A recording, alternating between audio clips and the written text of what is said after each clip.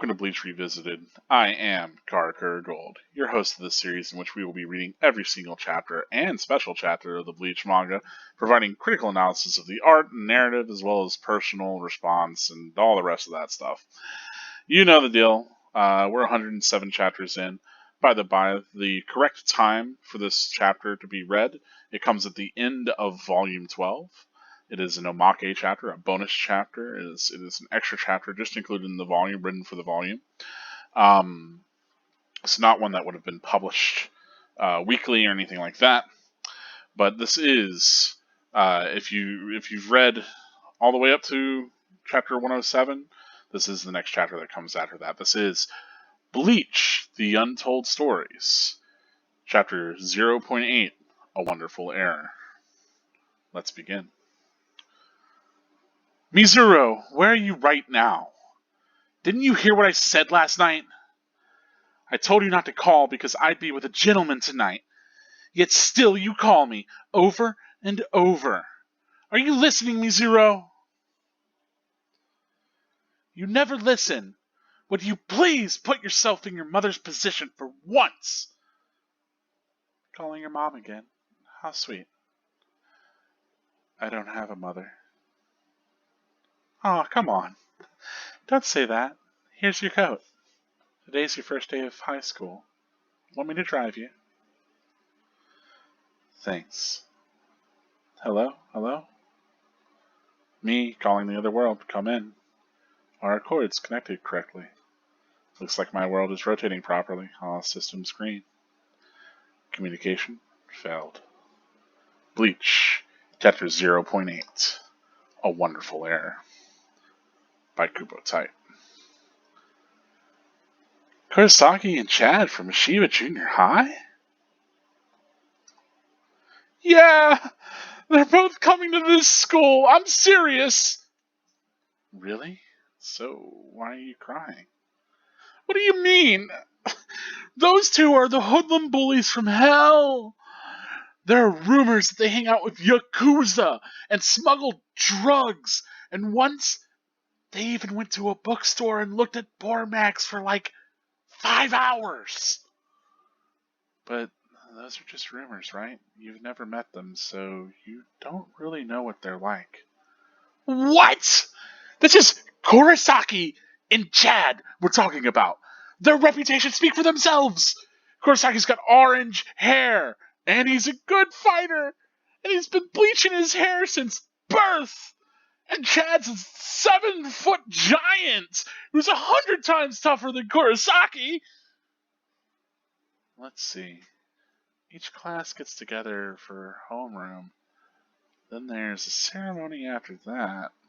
With them here, our high school days are ruined. Oh, our class rankings are posted. We're in class 1-3. You can see it from here? You got good eyes.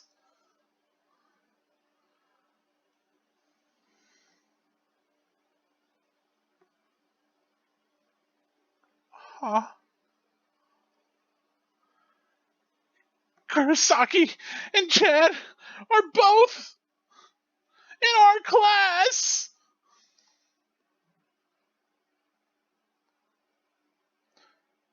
What? It's them!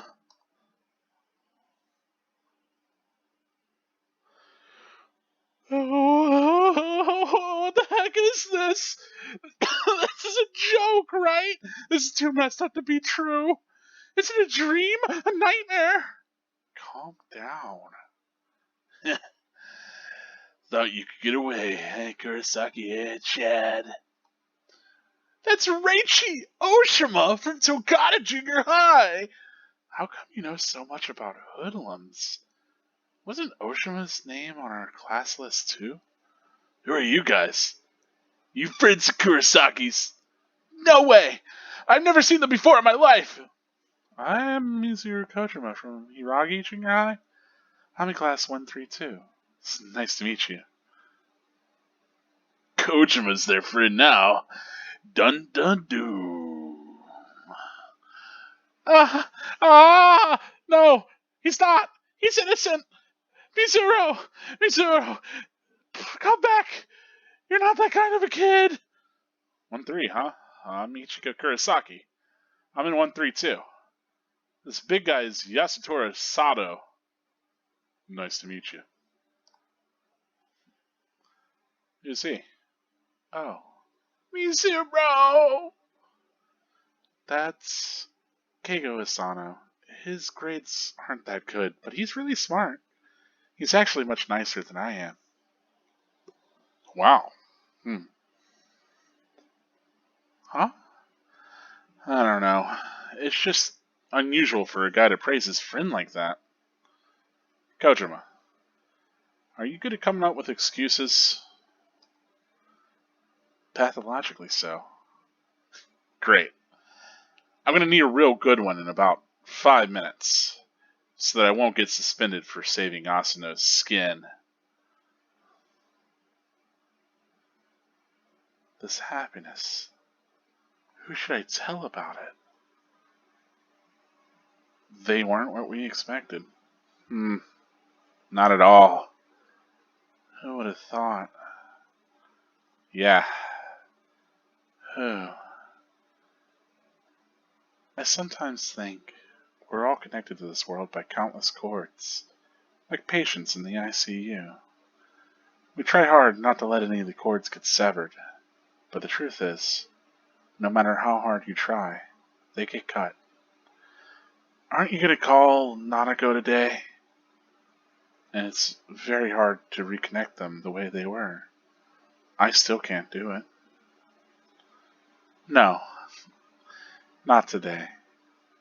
Hello, hello? Me calling from my new world. I'm so glad I met you. Will our cords be connected correctly? Is my Earth rotating properly? All systems red. Communication? Excellent. Good. A wonderful error. The end. And that is it for this Omake chapter. Chapter 0.8 of Bleach. And let's take some time to talk about this, because it's a little short one, but I mean I figured I'd give it a full reading. I figured that I would also kind of take my time to actually go over it. I know with the previous Omake chapter I didn't spend as much time with it, and so the last one was kind of all goofs. This one's a little bit more serious. So I mean, while the last one does set up some things and does have maybe some things to speculate about, this one I think is one that I appreciate for coming where it does. So we're just coming off of if you haven't been following along with the main story, this is coming at the end of Volume 12, where Shunsui and with Shunsui and Chad, they're having their fight, and Chad's had this whole flashback to how he met Ichigo, and so this is a pretty good time to establish how Keigo and Mizuru met Ichigo as well, right? So we get to establish that Mizuru and I always say Mizuru, but it's like Mizuiro. Mizuiro is technically, I guess how you say his name, but I always just kind of trample over that I in there, so I tend to call him Mizuru. Without really pronouncing the I. I don't know if that's appropriate. Again, I've mentioned this in my previous videos, but my pronunciation of these character names especially is probably going to be all over the place, because I primarily read the manga, and whenever I watched anime, I only ever watched the Japanese dub. Now, the English dub I think is solid. It's got some pretty fantastic casting and performances, but I only ever watched the Japanese one because that was what was readily available to me for the newest episodes as I was watching it. Anyway, to launch into this, I like that we cut in real close to, we're told this is Mizuru, we're getting this loud person over the phone. And if you don't remember much about Mizuru, you know that he's actually a womanizer, right? He's like a real schmoozer. And you at first can maybe assume that this is somebody that he has spurned, perhaps. But then, as it turns out, it's actually his mother, and we find that his mother is constantly, running around with different men, absent from his life, and is quick to chide him for trying to have some sort of connection with her. It's a pretty messed up situation, right? And, especially for a kid that's like, what, 14, 15, right? Nevertheless, whoever he's staying with, and this is kind of interesting, I assume that he's staying with, like an aunt or somebody like that, some other relative. I assume that this isn't just some woman that he's sleeping with 15. Um, I mean, like, it's not quite confirmed. We don't see this person. We just see the larger kind of flush of hair, and we can only make assumptions about their gender based off of the back and forth that they have in like 3 panels. Um, Nevertheless, I assume it's just a guardian that he has because his mom is absentee. But yeah, this kind of absolute smile he has as he says, "I don't have a mother," which is pretty cold. I mean, Mizuru is trying to grapple with the fact that he's trying to kind of make this connection and he can't. And that's one of the things that we get from him, where he's like, okay, well, I feel like we're all like kind of connected by these wires or kind of this world, and sometimes those connections break, and we can't. And whenever they're severed, we can't really fix them.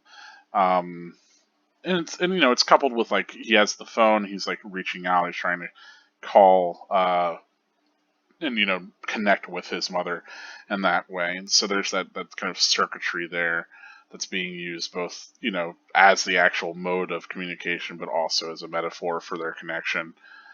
Um, yeah. So nevertheless, Mizuru, you know, we get a little bit of this like, okay, well, it looks like my world's rotating properly and all the systems are green, everything's working as usual, but communication is failing. So the idea being that like, well, this is just the life that I live in. It's hard to make these bonds with other people. I'm trying to refigure this bond with my mother, and it's not really working out. And it's interesting because it does align Mizuro a little bit with Ichigo and the fact that both of them have lost their mother in two very different tragic ways. Where Ichigo very much, I mean, both of them, I think they have a good love for their mother, but with Ichigo, it's he lost his mother through like trauma, and like she was killed. And for the sake of Mizuro's mother, it seems as though their relationship is strained because she is unwilling to really have a connection with him. It seems. Um, so it's a bit unfortunate, but it does already kind of align these characters to have something in common. Um, and yeah, I like that. Wonderful Error is the title of this. So like the idea of like Miyazuro seeing his life like this system, right? And it's this error in the system that allows him to have this connection with Ichigo, this sort of anomalous sense of things, right? Um, and so yeah, I love like they're talking about, and we just got the name of this junior high in the manga with the flashback that we had, right, with Mashiba Junior High that Kurosaki and Chad were attending. Right, so this is a little bit later in the timeline from what we got. That they've been attending Mashiba Junior High together, and they have become quick friends, right? And they've built up a little bit of a legend for themselves, at least whenever it comes to Keigo, who spends most of this chapter crying about it. I love, he's typical Keigo fashion, and I like that we get his introduction across from Mizuro. So if I go back a few pages, so we have Mizuro at the end of the page, kind of like looking over to where we're at, and we get the reverse shot of Keigo, and I like that we also get a close up of Keigo, just like we have that close up of Mizuro. Though it's interesting that we have to be reminded a little bit more of Mizuro. It's like, okay, we're gonna have to say his name, we're gonna have these close ups of him, we're gonna have him in profile in these different shots, so you can definitely know, hey, this is that character Mizuro. You remember Mizuro? I know he hasn't been in the manga for like 50 chapters, but Mizuro, you remember Mizuro. Whereas I guess there's a little bit more confidence with Keigo, as Keigo doesn't have to be name dropped right away, right? Anyway, his antics perhaps stand out a little bit more than Mizuru's more laid back approach.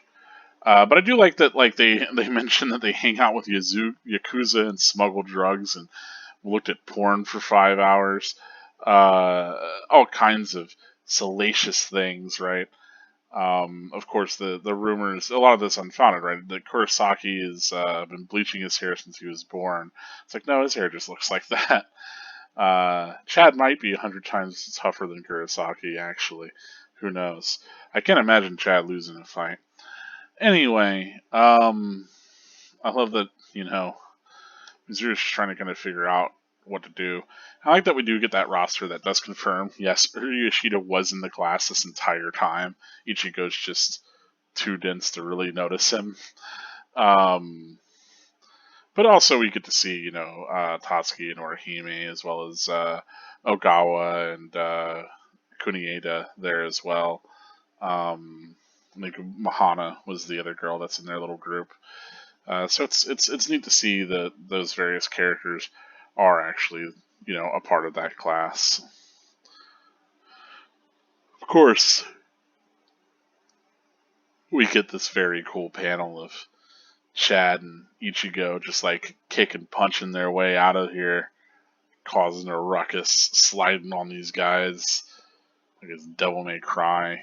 What? Anyway, quickly gangsters surround them.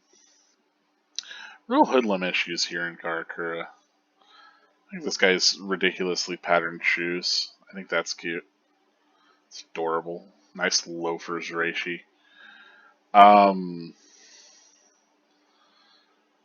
yeah, this is mostly done as a comedic bit, but I do love that, like, Mizuru just, like, walks up, and I think this is really motivated by, like, Mizuru is really hurting for some sort of connection, and he's just started at this new school. And I mean, if your only friend is Keigo, maybe you're looking to make some new friends. And why not befriend like the toughest dudes at school, especially if like everything that's Keigo saying, like Mizuru is probably curious, like who are these guys, right? He's not gonna let fear kind of keep him from trying to make that connection. And I love that like Ichigo's just like, oh hey yeah, what's up? And yeah, again, we get the strength of these sorts of connections, right? Where Mizuru is like quick to be like, "Oh yeah, Keigo's actually smarter than I am, or well, maybe not smarter than I am, but he's really smart and he's nicer than I am." And that kind of strikes Ichigo because Ichigo's really not used to, especially guys like praising each other like that, which is kind of true. Guys typically, they're typically all no homo about that, right? They're typically hyper masculine. It's not typical for a guy to praise his friend, at least in Western culture, but I imagine in Japanese culture as well. And so I like that, Ichigo immediately decides like, okay, well, what are our strengths here? Like, I'm going to clearly have to fight these guys. Mizuru probably doesn't look like very much of a fighter. So I like that he's like, okay, Kojima. I like that he refers to him as Kojima as well, that he uses, directly to that other name. I don't know. I'm not culturally sensitive enough to tell you about the nuances of how you use another person's name anyway, and this could just be translation, etc., etc. I'm not looking at the Japanese. I'm not a Japanese expert. Look it up. Anyway, but I love that he's like, "Are you going to come up with excuses?" And Mizuru is like, "Yeah, pathologically so." So we get the sense that Mizuru is a phenomenal kind of liar and schmoozer. As nice a face he puts on, it's so that he can get away with things, right? He's not insidious. He's not like a schemer or anything. Um, but yeah, I love that.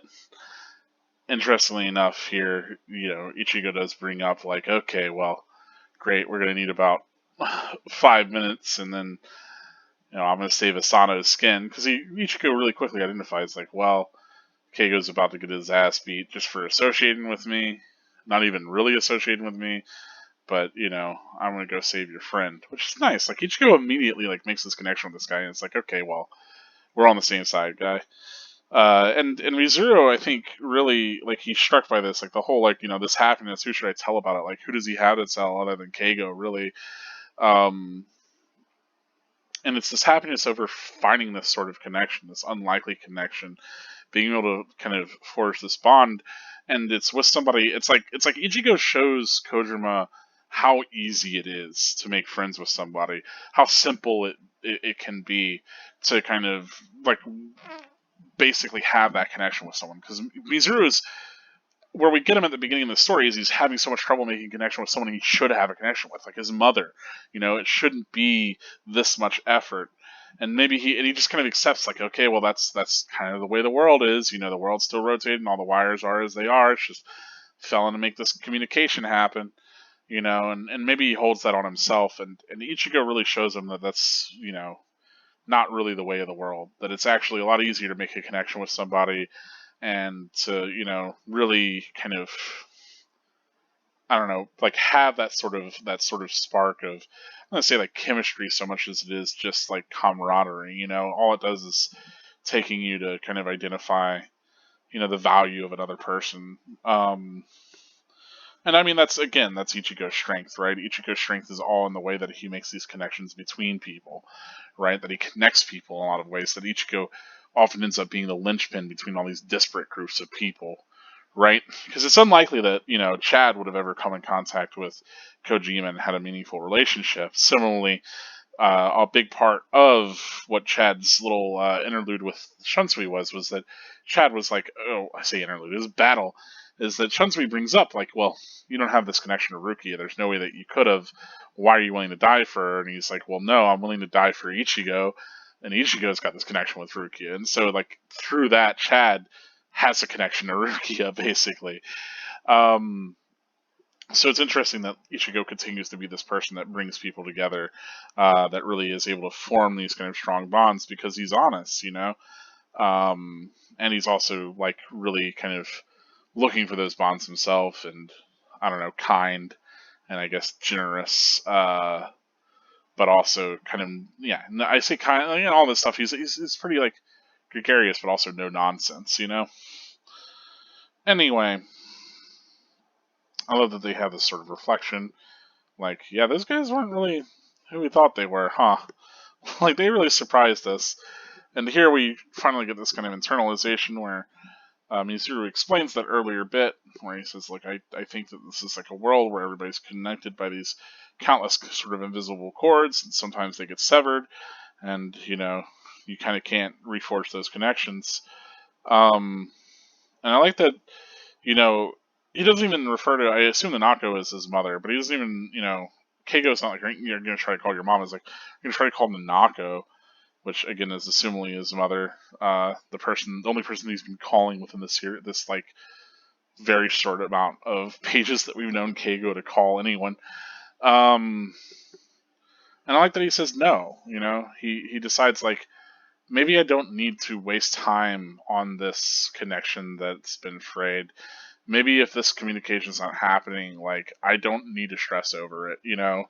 Maybe having that sort of relationship with somebody, it can be, effortless, like it is with Ichigo.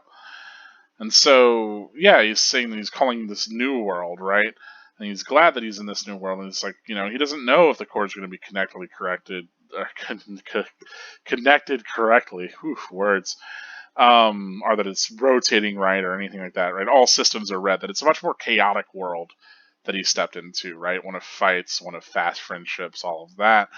But that said, the communication is excellent. And so, as far as, he cares, that's the case. And I do like this little moment from Keigo as well, where Keigo's like, good. Like, Keigo's seeing his friend suffer, and finally, seeing that his friend's able to move on and kind of healthily move from this fraught relationship with his mom and maybe grow independent of it and to stop, like, having the stress about it. Keigo is reassured as well, and this is like a really fantastic, just little character piece, and really speaks towards, I think, Kubo's character writing and the efficiency at which he does that. Because I mean, this is like not even a full chapter. This is a few pages. We've got 1, 2, 3, 4, 5, 6, 7, 8, 9, 10, 11, 12. It's 12 pages. 13 technically, I guess. So it's a little bit shorter than what an actual, like, typically a chapter is, around like 17 to 20. Sometimes a little bit more, sometimes a little less, depending. But yeah, I mean, in a roughly 10 pages, because you could cut some of this down. Like, it's not as efficient as it could be, but in 10 pages, Kubo was able to really show us something new about these characters, and to use a lot of our pre-existent themes and structures and moments to build something new that we didn't know about these characters, but not just new information, but also a new dynamic in their past and their relationships that we weren't quite privy to. And I think that's cool. I think it's like I said, just proof is in the pudding of his character writing here, and his way of kind of throwing these characters in situations, and using these kind of different metaphors and these different ways that the characters view the world and how their worldviews come into contact and shape one another. It's good stuff. And it also shows how like Keigo and Mizuru fall within that dynamic of being Ichigo's kind of friends, right? And so I do like that because that's something that they're friends at the beginning of the series, but we don't ever quite know why or like the length that they've been friends or any of that stuff. So it answers a lot of those things that didn't really need to be answered, but it does explore them in a meaningful way rather than just being like, well, here's the answers. I think it does something more to kind of deepen those connections and explore. While you could argue, yeah, Mizuro and Keigo are kind of minor characters in the scheme of things. They're not wielding special powers to save the world. They're still characters within the series, and they're still characters that have a close connection to Ichigo, and they still highlight things about Ichigo and about this situation, right? If the kind of end of Volume 12 is focused on the bonds that Ichigo's made and his connections to others and how others are willing to go this distance for Ichigo, and Ichigo's willing to go this distance for Rukia, right? That there's this intense connection between all of them, and that's inspired Ganju and even Hanataro to kind of both go this distance. To Ganju kind of betrays his, he has these moral qualms against Shinigami, but he's willing to go against those because of Ichigo. And meanwhile, so he's able to he has this personal vendetta, this deeply personal feeling, but he's able to second guess that because of Ichigo's connection and charisma and just force of personality. And meanwhile, Hanataro, who works for this organization, he's willing to shirk these societal responsibilities that he has because of this personal connection that he has to Rukia and ergo to Ichigo. And so it's really cool because this explores all of that force of personality and the way Ichigo's able to affect people, but outside of that, like just in his normal life. So like we can see how that he became the person that he is, and that it feels more naturalistic and a part of just kind of who he is as a character and as a even person within this world, rather than who he is as a function of the plot. And yeah, I like that quite a lot. I'm a fan of that stuff. Um, yeah, I don't know what else to say there. that's that's it. But also, I think thematically, it does have Ichigo and his friends fighting. It has them fulfilling different roles. It does have Ichigo going saving somebody that he might not necessarily have a close connection to. It has it explores it. I like that it explores it from a non-Ichigo point of view, right? That we get this, even though this is ostensibly a story mostly about Ichigo. I mean, it still explores it from Mizuro's point of view, and we learn a good bit about Mizuro, which I think is something that Kubo is really experimenting with, these different point of views, especially at Soul Society arc, where he's like, okay, we're going to spend some time with Renji, and now we're going to spend a little bit of time with Rukia, and now it's time to follow Momo for a little bit, right? And so kind of exploring the world through these different point of views and not having to ground the story as much in this Ichigo POV. I think that's something that Kubo's gotten a little bit more comfortable with, especially he split the party up, the Ryoka, and had to do that by, the fact that he split them that way, right? But yeah, it's I think again it's very thematically connected. It's also narratively connected because we were getting these flashback scenes that established these connections between Ichigo and Chad, and so it fits in a number of ways at the end of Volume 12, and I think it makes for a very good bonus chapter because of that. All in all, fun stuff. Has some highlights in the art too. And it's just nice to see Mizuro and Keigo, as they aren't going to really be featured that much, or haven't been featured that much in the Soul Society arc. We often don't get a lot of time flashing back to see what's going on in the real world, or I guess the physical human world. So let's talk about spoilers. Let's talk about how this connects to the rest of the series.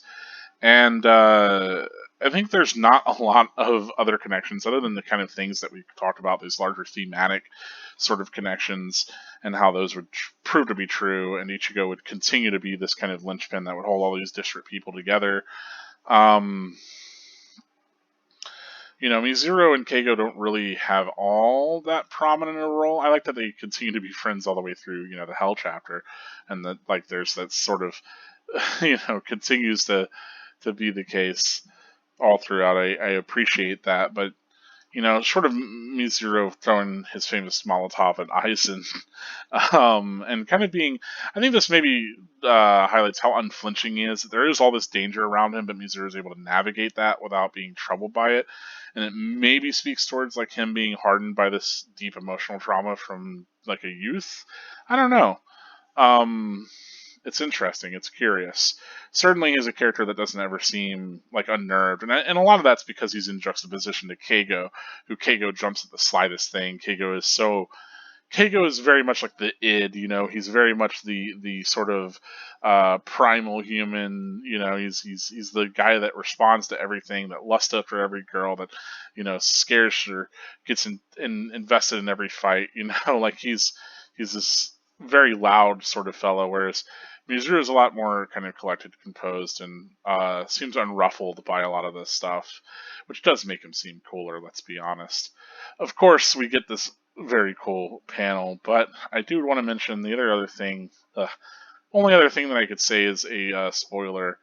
And I do believe that it came up earlier in the manga, but I'm not entirely sure when right off the top of my head. But of course, Ichigo has a shirt here that has the exact sort of design that the substitute Soul Reaper badge would end up having, along with a B for Bleach. So, I don't know, do you read this as a little wink and a nod from Kubo? Is this just something like that? Is it something Kubo never planned? He just likes this design, then he would put on Ichigo on a couple of his shirts. He was like, man, it's a cool design. I should keep reusing that.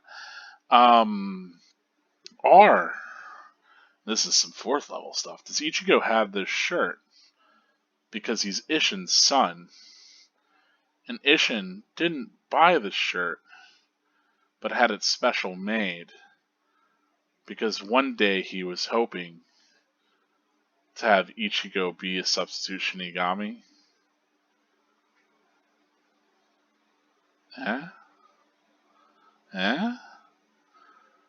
That's a little bit too much speculation, let's be honest. Nevertheless, that's it for this chapter, really, folks. Thank you for taking the time to watch this one. I know you're probably expecting the next chapter, chapter 108, but no, this is point 0.8. Regardless, this will be today's Bleach Revisited episode, and I hope that you enjoyed it. I hope that you enjoyed getting a little bit of something that maybe you didn't really quite get to experience. I don't remember this getting adapted into the animated series, to be honest. But it's been a long, long time since I've watched the anime, and this could have easily been in one of the various fillers. Because I know that they used a couple of little one-off fillers to explore different Omake chapters and side things like that. So I don't know. You let me know. Because I don't know. Not off the top of my head, for sure. But if there's any questions that you had about this one, if there's anything that you wanted to bring up, please do let me know. Of course, I went back, because it's been so long since I voiced a lot of these characters, and I know that I'm pretty inconsistent. I try to write down my voices and how I achieve them, but I didn't even have anything written down for Mizuru or Keigo. And I went back and watched the videos, and it felt like I had fairly unremarkable voices for both of them.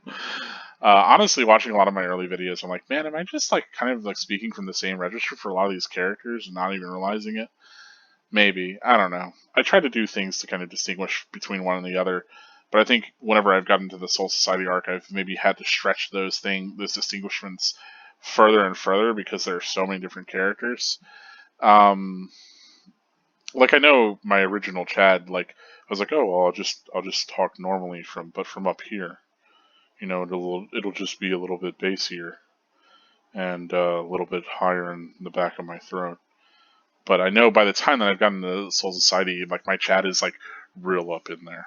This is the way that Chad talks. He's really, really up in the back of the throat and really bassy. Instead of just kind of a little bit of it tuned from where I do the other kind of my naturalistic speaking voice. So I don't, I don't know. Nevertheless, I doubt the reading is what most people are here for. I gotta figure most people care about the middle stuff.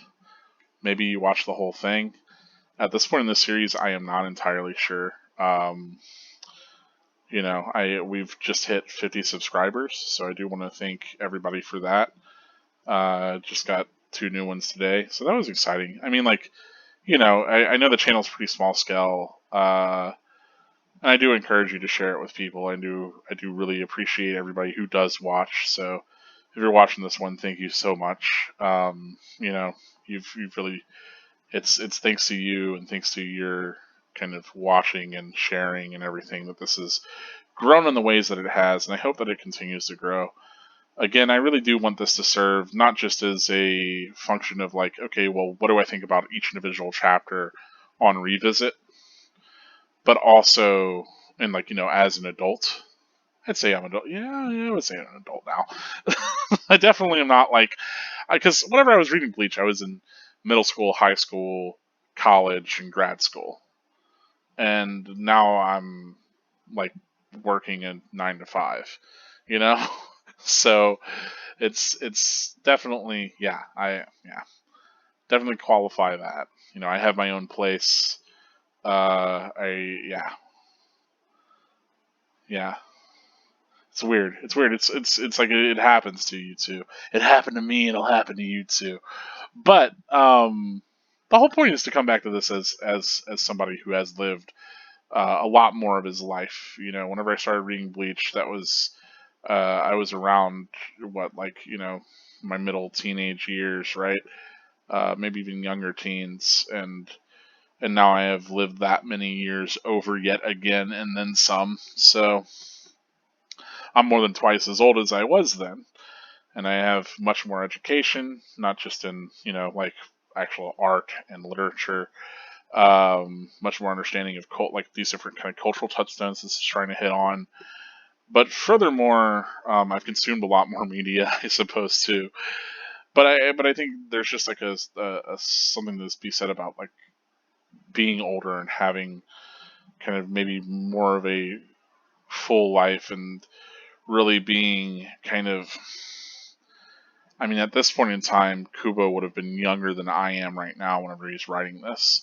So I don't know, like picking up what he's putting down, maybe for sure, but also like being able to kind of read something new out of it because I live now in a completely different context than what I lived in whenever I initially read it. And then also reading it weekly is so different than being able to read it collected. Even just reading an extra chapter every day like I am for the channel has proven really exciting because I get to experience it, more realistically, closer to the kind of volume format that I feel it's always been intended to be indulged in. And honestly, that's where it had its best kind of popularity anyway, is as a volumetric series. Volumetric series? Ugh. Anyway, I don't know if the words that I'm using are correct here. As much confidence as I will have in some things, other things I just say some shit and just let it go. Nevertheless, again, I'm kind of rambling at the end here, just kind of talking about how appreciative I am and how much I enjoy this channel and how much I enjoy your support. And really, I mean, my ideal isn't for the channel to pop off and have 1 billion subscribers or anything like that. Really, ultimately, my goals here are to actually get through the entirety of the series, to make content that I can revisit, to have a little kind of treasure chest of like, okay, what did I think about Bleach whenever I was this age? What was my take on this chapter or whatever? And then something that I could share with friends, something that I can share with other people that are into it. I have a lot more planned for the channel outside of just the Bleach Revisited stuff, but we'll get there whenever we get there. But otherwise, it's to have all that and also to create kind of a forum for that, because I don't know if there's anywhere else on YouTube that's doing quite what we're doing here at Bleach Revisited with Karakura Gold, and just being able to have one place on YouTube where the entire comment section kind of serves as a forum for that chapter, where people can talk about that chapter and really get into discussion for it. I know, YouTube comments aren't exactly the best place to have a full-fledged discussion of something, but I do think it is at least a mode to approach that. So I do appreciate everybody that comments, everybody that watches these videos, everybody that's a part of the Karakura Gold experience. Thank you so much. And as always, if you would like to be more a part of things, if you would like to support in a different way, you can always support through Patreon. And I do really want to say a huge shout out to the people that are supporting on Patreon. I know I always keep this kind of non-specific and plural, but specifically I know Salachin has been on there since day one and has been like the only person there consistently, and really the only person there. I want to say thank you, man. Our person, human, if you are even a being, thank you, whoever you are. It's nice, and I've seen you support a lot of other Bleach content too. So I think that's really cool. I think it's cool that you support a lot of different Bleach stuff. Yeah, I'm always grateful for people in the community that are like that are willing to kind of put their support behind a lot of things. And I try to drive a lot of engagement with different channels too. Yeah, I mean, it'd be really cool to do even like interviews or things like that with other channels, but this channel isn't big enough. Like if I had an interview with any other channel, it would be them plugging me and not vice versa.